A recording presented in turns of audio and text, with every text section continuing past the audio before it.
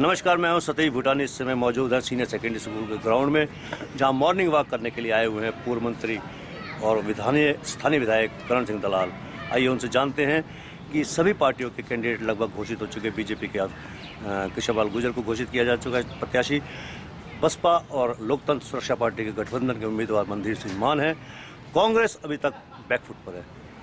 दलाल साहब, क्या बात है कि आपकी पार्टी के कैंडिडेट की अभी तक घोषणा नहीं हो पाई, जबकि आप खुद भी उस पार्टी के दावेदार हैं?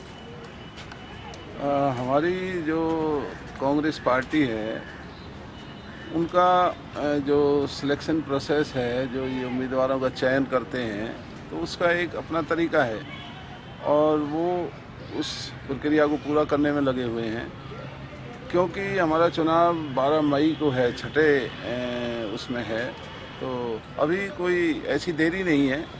सही समय पर पार्टी अपना फैसला लेगी और उम्मीदवारों की घोषणा सही समय पर की जाएगी। दलाल साहब, आपने इलेक्शन प्रोसेस की बात की। लोकसभा के कैंडिडेट की घोषणा नहीं हुई है और परिवर्तन यात्रा हुई है, तो विधानसभा कैंडिडेट की आपकी पार्टी ने घोषणा लगभग सिर्फ कर ही दी है, इशारों में ही सही। हाँ, ये पिछले दिनों मैंने भी इस बात का जिक्र किया था कि क्योंकि ये लोकसभा का चुनाव है और जो विधानसभा प्रत्याशियों के नामों का अभी से संकेत देना ये कोई अच्छी बात नहीं है। तो इसके लिए पार्टी ने यही कहा है कि उन्होंने कोई घोषणा ऐसी की नहीं है और लोग उसका जो अंदाज़ा लगा रहे हैं, इसके ये मायने नहीं है कि ये विधानसभा के प्रत्याशियों की घोषणा हो चुकी। आपकी पार्टी के राष्ट्रीय अध्यक्ष राहुल गांधी ने कहा है कि आडवाणी को मोदी ने जूते मार कर भगा दिया। ये भाषा कैसी है आपकी पार्टी के अध्यक्ष?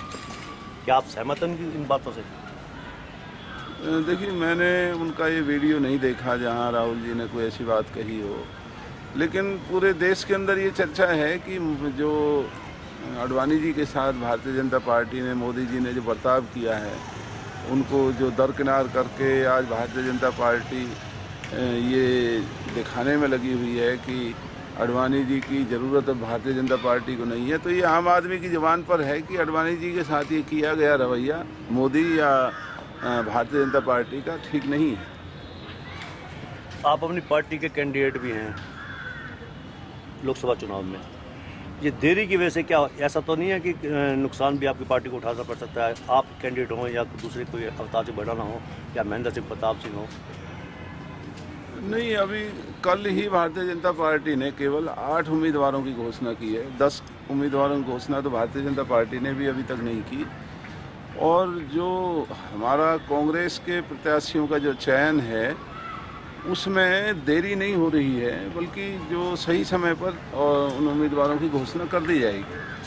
अगर आपकी पार्टी आपको टिकट देती है, उधर से कृष्णपाल गुर्जर, पिछली बार आपने उनका समर्थन भी किया था, क्या आप मानते हैं कि उनको हरा पाना कठिन है आज के दौर में, जबकि मोदी का फैक्टर चल रहा है और कांग्रेस में लीडरशिप का अभाव है? नहीं, आज जो भारतीय जनता पार्टी के कुशासन से देश और प्रदेश की जनता बुरी तरह से परेशान है और जो वायदे भारतीय जनता पार्टी की सरकार ने देश के लोगों से किए थे, उन वादों को पूरा नहीं कर सके। आज जो नौजवान है वो बेरोजगार बैठा हुआ है। जिन लोगों के पास काम और धंधा हुआ करता था, आज उन लोगों के हाथों से काम और धंधा छिन चुका है। नोटबंदी का कोई नतीजा आज तक देश के सामने भारतीय जनता पार्टी की सरकार ने कोई ऐसा उन्होंने सफलता जाहिर नहीं की कि नोटबंदी जो की गई थी उसका क्या लाभ देश को हुआ। उल्टा बहुत बड़ा नुकसान उठाना पड़ा। और जीएसटी या जो कानून व्यवस्था है वो बुरी तरह से चौपट हो चुकी है। तो भारतीय जनता पार्टी की आज देश के अंदर, लोगों के अंदर बहुत बड़ी नाराज़गी है। और इस चुनाव के अंदर आप देखेंगे कि भारतीय जनता पार्टी को जो देश के लोग हैं वो चुनाव के अंदर करारी हार का सामना भारतीय जनता पार्टी करना पड़ेगा।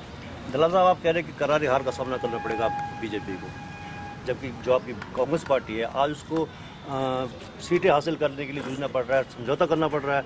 हरियाणा में और दिल्ली में आपकी पार्टी आम आदमी पार्टी के साथ समझौता करने जा रही है और हरियाणा में आम आदमी पार्टी और जननायक जनता पार्टी के साथ। ऐसी क्या मजबूरी है, ऐसी क्या विवशताएँ हैं कांग्रेस की, जो एक समय बहुत लीडर मानी जाती थी पार्टी, आज उसको जूझना पड़ रहा है? देखिए, ये अखबारों में मैंने पढ़ा है, पार्टी के अंदर कोई ऐसी चर्चा हमने नहीं देखी कि जहां किसी दूसरी अन्य पार्टी के साथ गठबंधन की बात हरियाणा या अड़ोस पड़ोस के प्रदेशों में हो।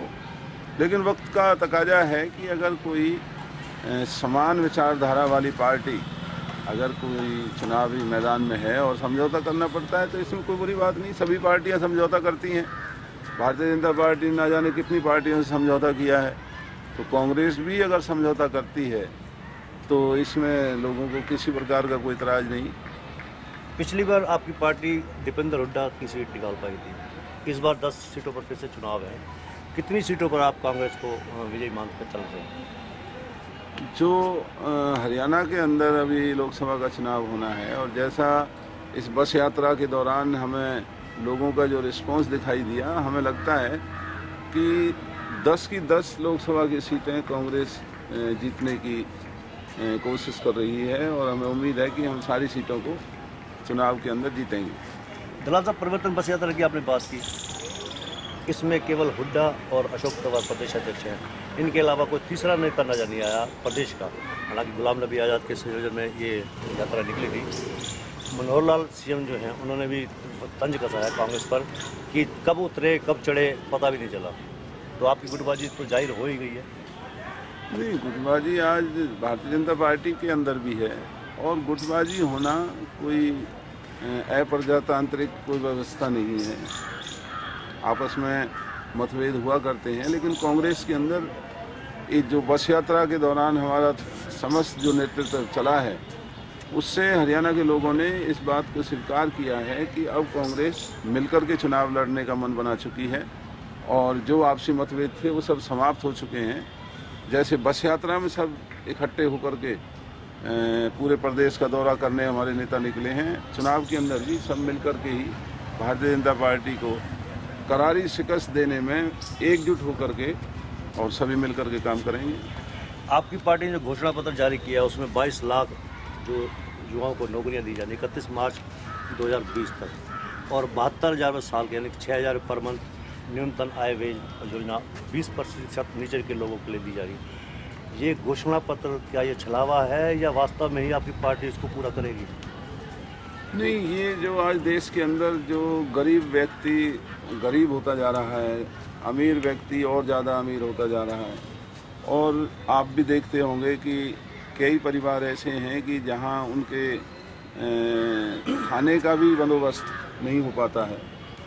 और मनरेगा जैसी अच्छी स्कीम कांग्रेस ने पिछले दिनों इस देश के अंदर जारी की थी। अब ये जो नई जो स्कीम कांग्रेस ने मैनिफेस्टो के अंदर जो दर्शाई हैं, हमें विश्वास है कि जो गरीब व्यक्ति है उसको सम्मान को बचाने के लिए, उसके जीवन की सभी ज़रूरतों को पूरा करने के लिए कांग्रेस द्वारा घोषित तमाम ये जो हमारे घोषणाएं हैं, ये कानून के तौर पर इनको बदल दिया जाएगा और सबको हक मिलेगा जो उनका हक है। ये सारी बातें घोषणा पत्र के अंदर इनको हमने बताया है। बीजेपी की जो केंद्रीय चुनाव समिति है उसने कल घोषणा की थी 8 कैंडिडेट की। कृष्णपाल गुर्जर ने घोषणा होने के तुरंत बाद एक बड़ा बयान दिया था। उन्होंने कहा था कि मुझे मजबूरी में कहना पड़ रहा है, अफसोस के साथ कहना पड़ रहा है, केंद्र में मजबूत विपक्ष नहीं है, हरियाणा में मजबूत विपक्ष नहीं है और फरीदाबाद में भी मजबूत विपक्ष नहीं है। क्या कहेंगे कृष्णपाल गुर्जर के इस दावे के बारे में? देखिए, वो अपनी पार्टी के बारे में कोई भी नेता कोई भी बात कह सकता है। अपनी पार्टी के बारे में नहीं कहा उन्होंने कहा कि मजबूत विपक्ष नहीं है, यानी कि सामने वाली पार्टी चाहे वो कांग्रेस है, चाहे नेलो है, चाहे दूसरी पार्टी है, न केंद्र में, न हरियाणा में, न फरीदाबाद में मजबूत विपक्ष नहीं है। ये सारी बातें आने वाले चुनाव के अंदर साबित होंगी कि किसके पास जनमत है, किसके पास लोगों की ताकत है या नहीं है। तो कितना वक्त रह गया है चुनाव के होने में। कृष्णपाल जी को, बाकी सब भारतीय जनता पार्टी के लोगों को इस चुनाव के अंदर इनकी जो हैसियत है, जो इनकी लोकप्रियता है, उसका सारा अंदाजा आ जाएगा और चुनाव में इनकी बुरी तरह से शिकस्त होगी। हरियाणा में आप कांग्रेस का मुकाबला किसके साथ मानते हैं? बीजेपी के साथ, जननायक जनता पार्टी, आम आदमी पार्टी के साथ? अगर समझौता होता है आपकी पार्टी के साथ, उसको छोड़ दिया जाए तो इनेलो के साथ या बसपा और लोकतंत्र सुरक्षा पार्टी के साथ, किसके साथ मानते हैं आप?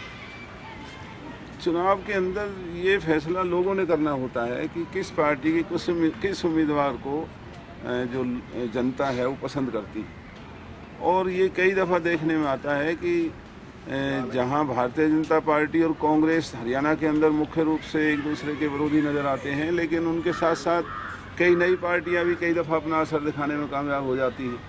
तो इन सारी बातों का जो पता है वो चुनाव के अंदर ही अंदाज़ा आता है कि किस पार्टी में कितना दम। भूपेंद्र सिंह हुड्डा की लीडरशिप को कुलदीप बिश्नोई ने निकाल दिया है। क्या इससे जो आंतरिक गुटबाजी, जाट नॉन जाट की राजनीति कांग्रेस में भी पनपेगी? नहीं, ऐसी कोई संभावना नहीं है। और कुलदीप बिश्नोई जी का ना अभी तक हुड्डा जी के खिलाफ या कांग्रेस के खिलाफ कोई बयान आया है। उनकी जो सेहत सुना है पिछले कई दिनों से खराब है, तो इसलिए वो स्वास्थ्य लाभ कर रहे हैं। और कांग्रेस मिलकर के इस लोकसभा के चुनाव में एक दूसरे के साथ रह करके और लोकसभा के चुनावों को जीतने की भरसक कोशिश कांग्रेस पार्टी के सभी नेता करने जा रहे हैं। विधानसभा में आपकी पार्टी के नेता हैं किरण चौधरी, उन्हें लीडर ऑफ अपोजिशन का जो अभय चौटाला का पद खाली हुआ है, उन्होंने लेटर लिख के दिया विधानसभा सचिव को। क्या पार्टी के प्लेटफॉर्म में चर्चा हुई है इस बात की? नहीं, पार्टी के प्लेटफॉर्म में चर्चा होना ज़रूरी नहीं है। जब वो हमारे विधायक दल के नेता हैं और हम सब ने उनको विधायक दल के नेता माना हुआ है, तो अब नए सिरे से इसकी चर्चा करना कोई ज़रूरी नहीं। और सरकार जब चाहे जो विधानसभा के स्पीकर हैं उनको मान्यता प्रदान करके और लीडर ऑफ अपोजिशन के पद को तो उनको नवाजा जा सकता है। तो ये थे हमारे बीच में विधायक करण सिंह दलाल, पूर्व मंत्री। उन्होंने बताया कि फरीदाबाद में जो इलेक्शन जो प्रत्याशी घोषणा है, इलेक्शन प्रोसेस चल रहा है उनकी पार्टी के अंदर का, बहुत जल्दी उनकी घोषणा हो जाएगी। और हरियाणा की 10 सीटों का उन्होंने जीत का दावा किया है। मैं सदैव बिटानी।